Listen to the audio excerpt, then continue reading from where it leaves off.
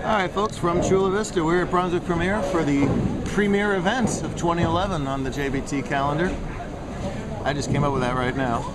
Did you know that? We got Jacob Camacho winning 3 matches already from the number 5 seed, looking to capture today's title. To do so, he's got to get by Kristian Lusterio, who just owned this tournament from about game 4 on. He's also got to make up 27 pins, does Jacob, so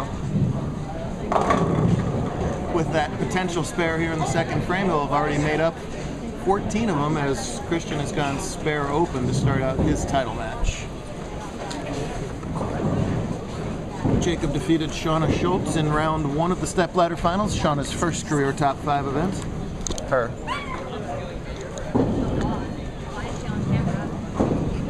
He got by Luke Hawley in round 2, Luke's first top 5 in quite a while. Glad to have him back.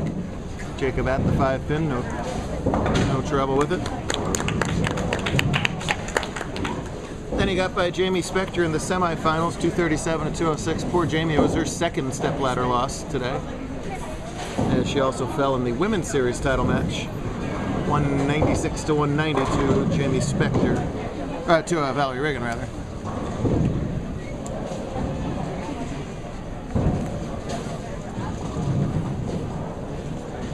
Camacho uses that full approach, gonna hook the ball quite a bit here on this house pattern. 15 way out, way back in, and all 10 down. Good shot for Jacob. Right on. What a guy. He wins tournaments, he cleans up for other people. Should we show your notebook on camera? Probably better not. No. Yeah. Lusterio here in the third. There's a nice looking shot. Oh, top seed has a crowd rooting for him too. Listen to that. Oh, he blows a kiss to the crowd. Look at this guy. Not afraid of the environment. He qualified first today at plus 384, one of our bigger numbers in a while. That can happen on a house pattern. Finished qualifying with 216 and 215, and then had 3 more 200 games, including a 248 scratch in game 7. So he's been on fire, but that ball's way wide. And lucky to only do the 7 count.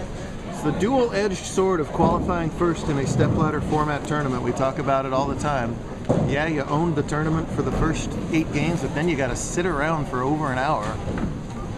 You kind of lose a little bit of mental focus. You get a little physically cooled off. Weird things can happen as a top seed. Covers up the spare. I don't remember if Kristian has a title or just a bunch of top 5s. I'm not sure it would do any good at all to ask him, as he's sort of in a little Kristian fog right now. That's all right.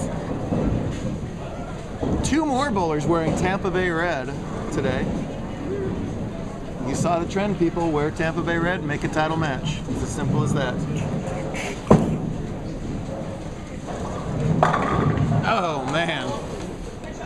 Perfect shot for Jacob, and a 9-pin remains, and he's just going to stare at it. Wow, you see him say there. Good shot. Solid 9s happen, especially at the amount of hook that Jacob throws.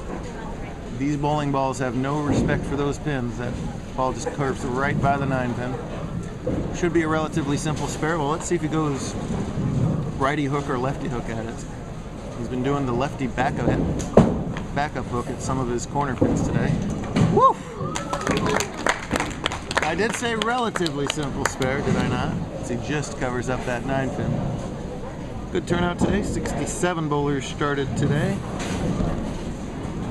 63 of them probably exhausted bowlers, as we're wrapping up an awful lot of days of bowling in a row. A lot of these guys were here bowling with us as recently as Wednesday in Kingman. Today's Sunday, so 4 days ago.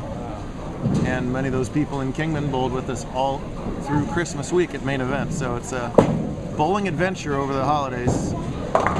That one was high all the way. Leaves the 3-6-10. Easy to do a commentary with Jacob. I don't even need to be here because he kind of wears his emotions visually. Definitely keeps a tournament director on his toes, having Jacob in your tournament. Don't think the parents would deny that. I don't think Jacob would disagree. Tough little spare for him, choppable in a couple different ways. And that's a nice job at it. There we go. Good spare for Camacho, keeps it clean through 5 frames. Right now has an 11-pin lead on the scoreboard, again giving 27.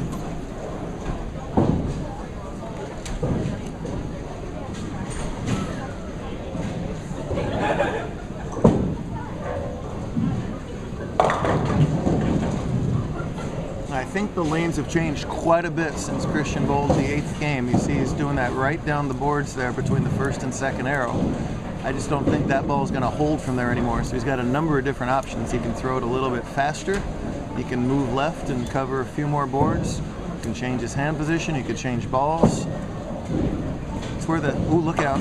And he slides and he hooks by that one too.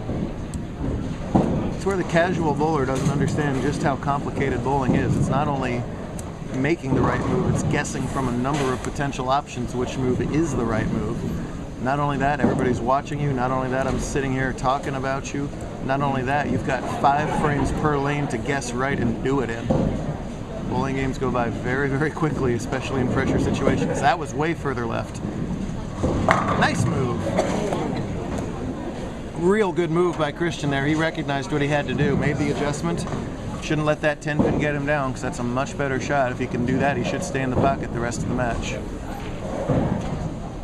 Cross lane at the 10-pin using a ball that doesn't hook as much. There you go. Oh, whoa, oh, there you don't go. That looked good, but that ball never hooked. Back-to-back opens are trouble for Lusterio as he catatonically walks off the lane. It's an interesting bowling persona he's using right now.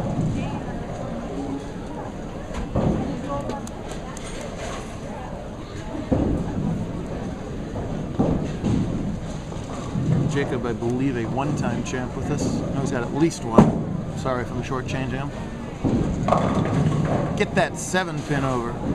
Another nice shot. So Jacob is controlling the pocket right now. Most of his shots where they need to be. If he can just fill up his frames right now, that looks like it's going to be good enough. As Kristian is struggling, Jacob taking advantage of it by marking and marking and marking. On a house pattern, Jacob's going to do the hook ball into the 7-pin. That's okay on house. So he's going to cover just about every board of the lane, and has it. House pattern generally means you have a lot of oil in the middle and a whole lot of friction to the right, so you've got a lot more room to play with on that. On one of the sport patterns, like what we laid out for main event, forget it. That's not the way to shoot the spares. And this, you can get away with it. And his lead has ballooned right now to 34, so he's made up that handicap difference. And then some, so if he can just stay ahead in this match now, the rest of the way, he's going to pick up the title from the bottom of the ladder.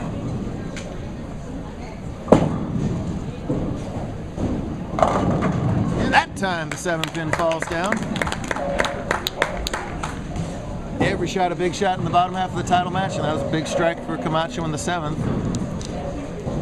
He's so odd. Sometimes he'll be laughing and giggling and pestering you. Other times he just is very focused and inward, very relaxed right now. What a character. Another better looking shot from Kristian. Adam, there's no love on that 7-pin. Kristian's Admiral crowd just not getting enough to cheer about right now as they're involved in something else now. Oh, there we go. Thank you. I was wondering how long he was going to...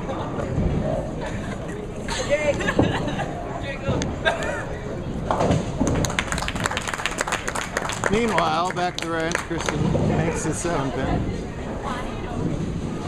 Far from over. A lot can happen in 8th, 9th, and 10th in a bowling game, but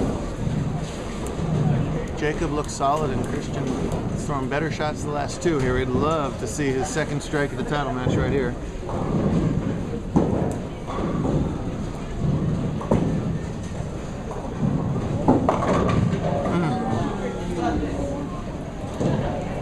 Might be too aggressive a ball too, because that ball was further left, but it still cut through the pins. He didn't earn any extra hold by moving left. and the ball didn't quite recover enough when he did get it out of the pocket, leaving flat 10s. That to me is a sign that maybe that ball's a little bit too aggressive and burning up a little bit early on him, and now he's in severe trouble. Ladder climbs are fairly rare. You got to get through 4 opponents, and Wednesday at Kingman, both the scratch and handicap winners climbed the ladder, Kyle King and Valerie Swain. And Cameron Smith almost climbed the ladder in scratch today, and barring catastrophe, Jacob's going to climb the ladder here. Whoa! He darn near almost immediate. Oh no! A little bit of a semi-catastrophe here as the carry gets too good for him all of a sudden. And I'm fairly certain this is our first ever 2-9 leave on JBT TV. Well, you know what? This is going to be really interesting to see what he does, because Jacob is very good at a backup ball, and I think this would be much easier to make with it. Jacob says, what does he get if he goes through it? You get an open frame. If I were him, I would seriously consider that backup ball that he throws. And I'm stunned he didn't do it. When Jacob leaves like a 10 or a 6-10, he will throw a backup ball at the spare. That's just the way he does it. And that backup spin, that was actually sort of tailor-made for it, but he elected not to do it. So we're not done yet. It's a 35-pin lead. Again, he's got to make up 28 of it. So as commanding as it looks like he's been, he's still only leading by 7 pins with the handicap added in. I don't think he's going to leave a 2-9 again, though. And that's going high. Oh, goodness gracious. Are you kidding me? No, Jacob's body language tells the story here. The high hit leaves an unmakeable split. And after all of this, Kristian is going to have a chance to steal this match away, and I mean steal. Jacob in complete control here for the first 7 frames.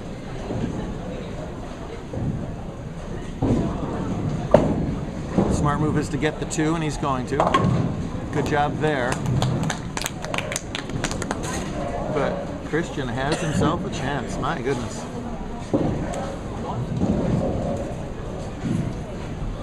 Can't say that Jacob doesn't have a flair for the dramatic.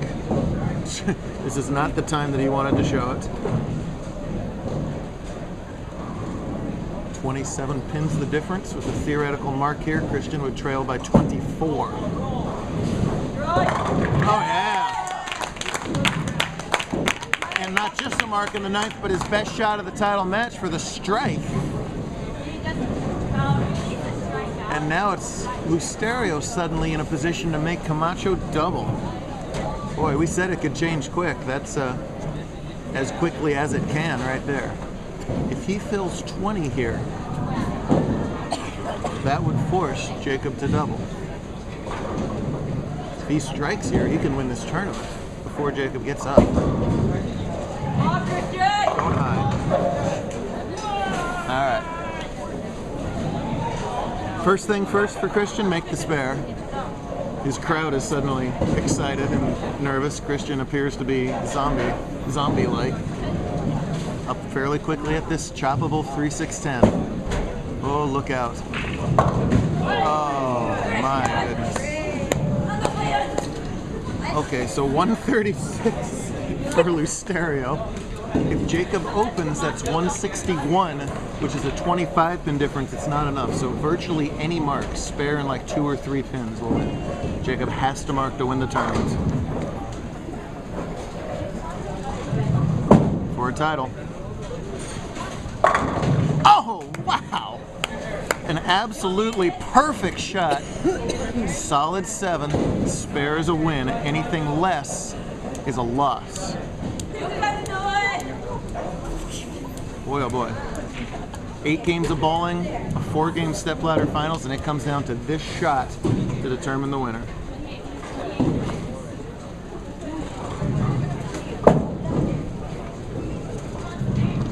Right there. It's amazing how something that's so easy and so routine as making a single pin spare can suddenly become so difficult. Jacob spares up that pin perfectly and he wins the title. We're at our 15-minute limit, so thanks for watching. Congrats to Jacob.